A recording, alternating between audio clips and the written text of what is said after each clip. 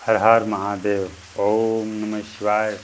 भगवान भोलेनाथ को कहा गया है कि विश्वनाथ मम नाथ पुरारी, विश्वनाथ मम नाथ पुरारी, त्रिभुवन विदित महिमा तुम्हारी, त्रिभुवन विदित महिमा तुम्हारी।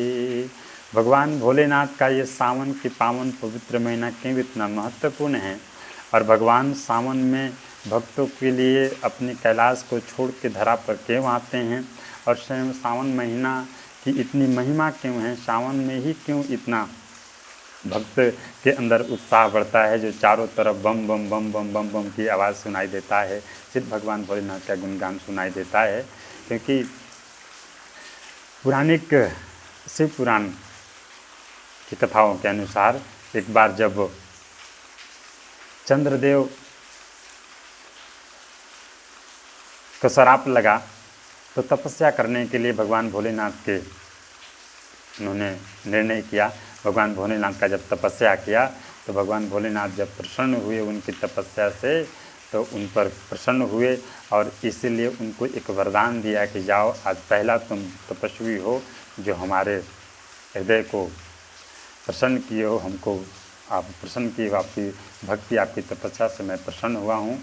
तो भगवान से चंद्रमा ने कहा कि मैं बहुत दुखी और बहुत कष्टी हूँ, हमारी कोई शरण नहीं है। तो भगवान भोलेनाथ ने अपना ललाट में शरण दिया और एक नाम दिया चंद्रम। सोमवार जो हम मनाते हैं भगवान भोलेनाथ का, वो इस दिन का जन्म भी वहीं से हुआ, जो सोमवार की महिमा इतना बड़ा है। सोमवार के को कहते हैं चंद्र, सोम जो वार है इस दिन को चंद्रमा के नाम से है चंद्र, सोमवार को हम चंद्र कहते हैं, चंद्रवारा। और इसी दिन भगवान भोलेनाथ चंद्रमा को प्रसन्न होके जब उनकी तपस्या वो जब कर रहे थे, तो इसलिए जहाँ कर रहे थे वहाँ एक मंदिर आज बना है भगवान भोलेनाथ का भव्य, जो पौराणिक मंदिर हैं, और आज उनके गुणगान हर जुगों जुगों से वहाँ होते आ रहा है। और वो मंदिर है सोमनाथ मंदिर। सोम अर्थात चंद्र और नाथ अर्थात भगवान का, भोलेनाथ का भक्त। भगवान को नाथ बनाया, इसलिए सोमनाथ, चंद्रमा के नाथ हैं भगवान, और अपने मस्तक पर स्थान दिया। ये बढ़ जाता है रीजन। और एक गुणगान भगवान भोलेनाथ का कि जब मैया गंगा जब धरती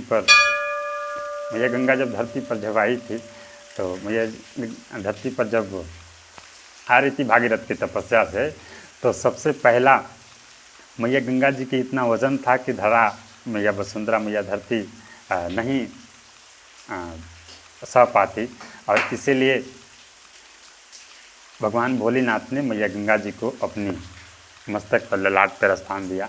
और तब से आज तक जब स्थान दिया मैया गंगा जी को अपनी मस्तक पर, तो उसके बाद वेट जब कम हुआ, जब भार कम हुआ, तो मैया गंगा धरा पर बही। और तब से लेके आज तक उसी, आप जब देखिएगा कि बोल बम जब लोग जाते हैं तो सुल्तानगंज से पहले जल उठाते हैं, क्योंकि वही जल जिनका स्थान मिला है भगवान भोलेनाथ के मस्तक पर, तो मैया गंगा कहती है कि हमारी जहाँ स्थान जिन्होंने शरण दिया पहला, उस शरण के पास अगर हमको कोई जाके मिलाता है तो मैं बहुत प्रसन्न होता हूँ।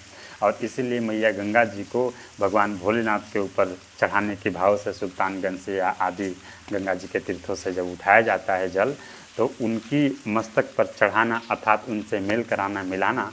और इसीलिए गंगा जी भी उत्साहित रहती है, गंगा जी भी प्रसन्न रहती है, और भगवान भोलेनाथ भी प्रसन्न रहते हैं कि गंगा जी को जिसने स्नान दिया है, और उन गंगा जी को उनके मस्तक पर मिलान करने के भाव से हम, और गंगा जी और भगवान भोलेनाथ को प्रसन्न करने के भाव से गंगा जल पे चढ़ाते हैं, और आज तक चढ़ते आ रहा है। और एक भगवान की गुणगान इस सावन महीना में, जब 2-3 साल की जब मैया पार्वती जी थी, तो मैया पार्वती जी से मिलने के लिए उनके घर में जब एक बार आए भगवान का गुणगान करते हुए नारद जी, तो नारद जी ने कहा कि आप भगवान भोलेनाथ का गुणगान करिए, भगवान भोलेनाथ का पूजा करिए। उस छोटी सी अवस्था में मैया पार्वती जी ने जैसे पता चला कि भोलेनाथ का पूजा करना है, भोलेनाथ का पूजा करना चाहिए, तो नारद जी ने बताया कि आपका पिछला जन्म जब हुआ था तो आप सती के रूप में थी और आपका ऐसा ऐसा हुआ था। अब उसी छोटी सी अवस्था में मैया पार्वती जी ने भगवान से बड़ी स्नेह किया, बड़ी हृदय में बसा लिया और तब से लगा कि जब भी विवाह हमारा होगा तो मैं भोलेनाथ से ही करूँगी। और तब से वो 2-3 साल की अवस्था से भगवान भोलेनाथ का गुणगान करने लगी, पूजा पाठ करने लगी और खूब तपस्या की।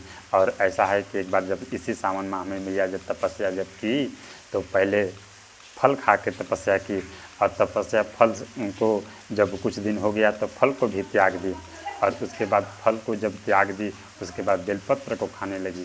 और बेलपत्र जब खाने लगी तो कुछ दिन बेलपत्र से रह के तपस्या की और उसके बाद बेलपत्र को भी जब त्याग दी तो निखंड ऐसे ही निर्जला जब वो तपस्या करने लगी तो इसलिए वहाँ एक नाम मैया पार्वती जी को मिला है जिसको कहा जाता है अर्पणा। अर्पणा एक नाम है मैया पार्वती जी को। और वहीं अखंडता और शुद्धता की भाव और लक्ष्मी के वास, मैया पार्वती जी की वास, भगवान भोलेनाथ की वास के भाव को देखते हुए बेलपत्र भगवान भोलेनाथ पर चढ़ाया जाता है कि मैया पार्वती जी ने पहला गुणगान किया था इनका, मैया लक्ष्मी स्वरूपा, मैया आदि जगत जननी स्वरूपा जब पहला इनका गुणगान किया था, इसलिए बेलपत्र के भाव हैं कि बेलपत्र भगवान भोलेनाथ को उन्होंने चढ़ाया था और वहीं पर बेलपत्र की फूल टूटने लगा। और एक भगवान भोलेनाथ का जो पुरानी कथाओं में आता है कि जब नंदी बाबा ने शिकायत किया कि प्रभु दे दो बेटा, गिरा दो, वो जल गिरा तो सोचा कि वो वीडियो में हमारा आ जा रहा, कोई बात नहीं गिराओ। वो नंदी बाबा ने भगवान भोलेनाथ से शिकायत किया कि प्रभु मेरी माँ हैं तो उनका तो आप अभिषेक लेते हैं, दूध से पूजा होता है उनका, लेकिन हमारा कहाँ स्थान है प्रभु, हम तो पुरुष हैं और हमारा कोई स्थान नहीं है। माँ आए तो माँ का दूध है और वो दूध आप पर चढ़ता है, उनका सेवा हो गया, लेकिन मेरा क्या हुआ प्रभु। तो भगवान भोलेनाथ ने इस भाव को देख कर नंदी से बड़ा प्रसन्न हुए कि जाओ, माँ का तुम्हारा दूध हम पर चढ़ता है तो मैं प्रसन्न होता हूँ और आप पर मैं सवारी करके आपको प्रसन्न रखूँगा। और वहीं से नंदी देव बाबा का भगवान भोलेनाथ जब नंदी देव की इस भाव, इस ज्ञान से प्रसन्न होकर, खुश होकर इसी सावन माह में पहला स्थान जब भगवान भोलेनाथ का जब सवारी किए थे तो नंदी देव का सवारी किए थे, नंदी बाबा वहीं से सवारी हो गए भगवान भोलेनाथ का। और इसी सावन के पावन पवित्र माह में जब हलाहल विष का निर्माण हुआ था, असुर और देवताओं के बीच में जब हलाहल विष निकला था तो हलाहल विष में मंथन हुआ था तो हलाहल विष निकला था और उसी हलाहल विष को देवताओं की रक्षा करने के लिए भगवान भोलेनाथ ने अपने कंठ में धारण कर लिया था, समाज को बचाने के लिए, देवताओं को बचाने के लिए।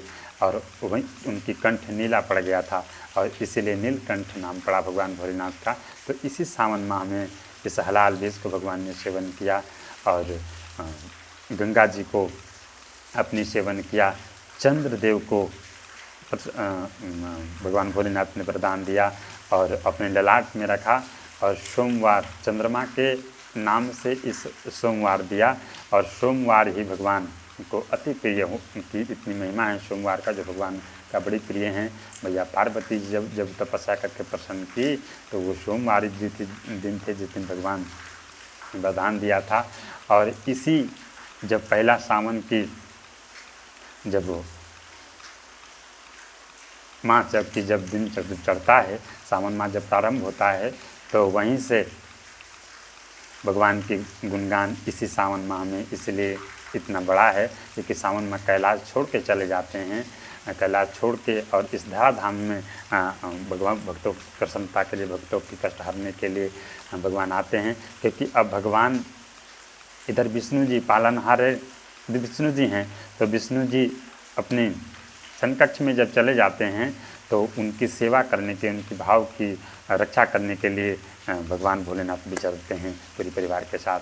और इस सावन माह की गुणगान इसलिए भगवान भोलेनाथ का इतना है क्योंकि भगवान भोलेनाथ जब भी अपने भक्तों को, देवताओं को जब कष्टहरा, जब मैया गंगा जी का वेट नहीं, भार का जब निदान नहीं निकलता, अपने मस्तक पर स्थान दिया, जब समुद्र मंथन से जब देवताओं का परेशानी बढ़ा, जब हलाहल विष का निदान नहीं निकलने लगा, तो भगवान ने वहाँ कष्ट को हरा। और वैसे ही समस्त भक्तों को भगवान ने इस सावन में हर घर में जो भी भगवान का गुणगान भोलेनाथ का करता है, उस समस्त परिवार की कलेश को भगवान हर लेते हैं। और इसलिए भगवान भोलेनाथ के सावन माह में पावन, पवित्र और जस और इतना महिमा है। और इसीलिए भगवान की गुणगान भाव से करना चाहिए। और क्योंकि भगवान विश्वनाथ हैं, भगवान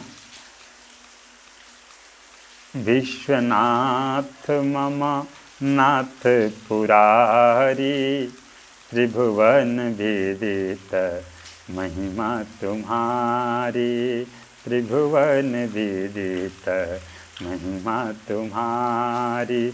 हम एक परिवार की रक्षा करते हैं, एक परिवार का भरण पोषण करते हैं। भगवान भोलेनाथ विश्व के नाथ हैं, विश्व का भरण पोषण करते हैं और विश्व का कष्ट को हरते रहते हैं।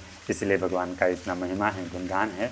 और आप इस भाव को, वीडियो को थोड़ा सा समय लेके आप ज़रूर देखें, आपको बहुत ज्ञान प्राप्त होगा। और उसके बाद भगवान भोलेनाथ से आपकी आस्था, स्नेह और भक्ति बढ़ेगी। क्योंकि कुछ चीज़ जानते हैं, महसूस करते हैं कथाओं में, तो ही तो हम कहीं कुछ गुणगान करते हैं, पूजा करने का हमारे अंदर ललक बढ़ता है ना। तो चीज़ जैसे जैसे हम भगवान की हमारे ऊपर कृपा होता है तो हमको ऐसे सत्संग, कीर्तन, भजन मिलता है। और उसके बाद भगवान पर वो कीर्तन भजन के माध्यम से अपने हृदय में भक्ति उमड़ता है, भक्ति बढ़ता है, तो भगवान से स्नेह लग जाता है। तो इसी क्षण बिंदु के साथ मैं अपनी वाणी को विराम देता हूँ। और मैं प्रयास करता हूँ कि कुछ ना कुछ आप लोगों को ऐसे बताते चलूँ जिससे भगवान की अपने हृदय में, आपके हृदय में, सबों के हृदय में निष्ठा और प्रेम बढ़े। और भगवान के गुणगान बचपन से ही आप करें। और ताकि जैसे मैया पार्वती जी को भगवान प्रसन्न होकर अपनी गुणगान और अपनी चरित्र समाहित किया, वैसे ही समस्त जो भी बाल वधू हैं, जो भी बच्चियाएँ हैं, जो भी बच्चे हैं, उनके जीवन में धन्य धान्य हो और अच्छे जीवन साथी का चयनित हो। हर हर महादेव, जय माता दी।